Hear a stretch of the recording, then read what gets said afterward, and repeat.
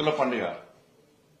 ఈ రైతుల పండుగ రోజున నరేంద్ర మోడీ గారి ప్రభుత్వం రోజు ఉమ్మడి నిజామాబాద్, ఉమ్మడి కరీంనగర్ జిల్లా ప్రజలందరూ కూడా ఒక మంచి శుభవార్తను అందించినటువంటి ఒక గొప్ప నాయకుడు నరేంద్ర మోడీ గారు.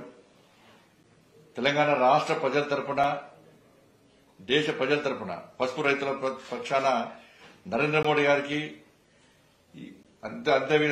అంతేకాకుండా ప్రత్యేకంగా ఈ పసుపు బోర్డు ఏర్పాటుకు సహకరించినటువంటి మన ప్రియతమ నేత, మొండి పట్టున్నటువంటి మన మంత్రివర్యులు, గౌరవ కేంద్ర మంత్రివర్యులు శ్రీ పీయూష్ గోయల్ గారికి, పూర్తిగా ఈ కార్యక్రమానికి కర్త కర్మ క్రియ ఆయన పేరే పసుపు బోర్డు అరవింద్.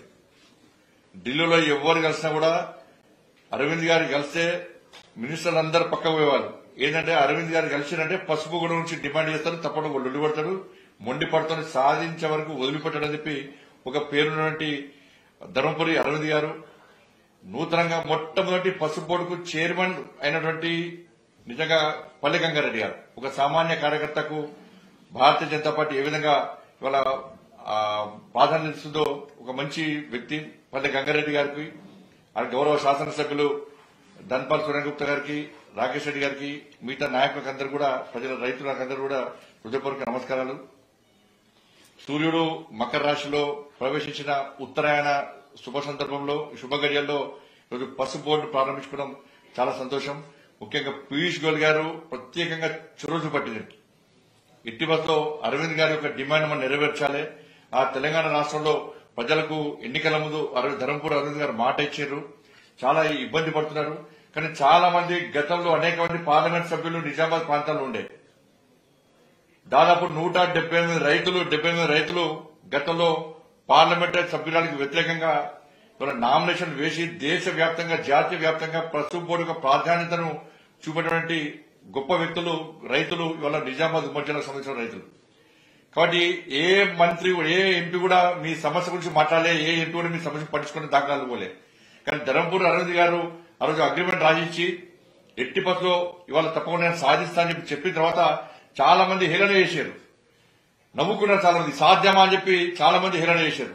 కానీ అరవింద్ గారు ఓపికతోని, సంవయనంతో మీ అందరి యొక్క సమక్షంలో, మీ అందరి తరఫున ఇవాళ ప్రభుత్వం మీద ఒత్తిడి తీసుకొచ్చి నరేంద్ర మోడీ గారి ప్రభుత్వానికి దీని ప్రాధాన్యత చెప్పిన తర్వాత పీయూష్ గోయల్ గారు ఒక అడుగు ముందుకేసి ఎట్టి పసులో మనం సాధిస్తామని చెప్పి ఈ రోజు సాధించడం నిజంగా చాలా సంతోషం. ధర్మపురి అరవింద్ గారికి నిజంగా హృదయపూర్వక అభినందనలు, ధన్యవాదాలు. ఎందుకంటే పసుపు బోర్డు ఏర్పాటు వల్ల ఈ ప్రాంత ప్రజలకు అనేక ప్రయోజనాలు కలగబోతున్నాయి. ఇలా నూతన వంగడాలు గాని, ఉత్పత్తిని పెంచే ప్రక్రియలో గాని, దాంతోపాటు పెస్టిసైడ్స్, భూసారం తదితర అంశాలపై నిరంతరం పరిశోధన సాగించే అవకాశం ఉంది. రీసెర్చ్ అండ్ డెవలప్మెంట్ ల్యాబ్స్ కూడా ఏర్పాటు కాబోతున్నాయి. కాబట్టి సరికొత్త పరికరాల ఆవిష్కరణ, తక్కువ పెట్టుబడితో ఎక్కువ లాభం సాధించే దిశగా పరిశోధన జరిగేటువంటి అవకాశం ఉంది. ఇలా పసుపు ఉత్పత్తి బోర్డు వాళ్ళ ధర నిర్ణయిస్తుంది.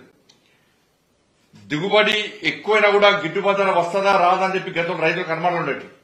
ఇలా అటువంటి ఇబ్బంది లేకుండా పసుపు బోర్డు ఉత్పత్తులను నేరుగా కొనుగోలు చేసి వాటిని ప్రత్యేక స్టోరేజ్ లో ఉంచి మరి బ్రాండింగ్, ప్రమోషన్ స్కీమ్స్, దాంతో ప్యాకింగ్ తో పాటు జాతీయ, అంతర్జాతీయ వ్యాప్తంగా ఎగుమతులను చేసేటువంటి ఒక అద్భుత అవకాశం ఇలా పసుపు బోర్డు ద్వారా మీకుంది. కాబట్టి దాంతోపాటు ప్రకృతి వైపరీత్యాల వల్ల ఇబ్బంది పడే రైతులను కూడా పంటల బీమా పథకాన్ని కూడా అమలు చేసే అవకాశం ఉంది.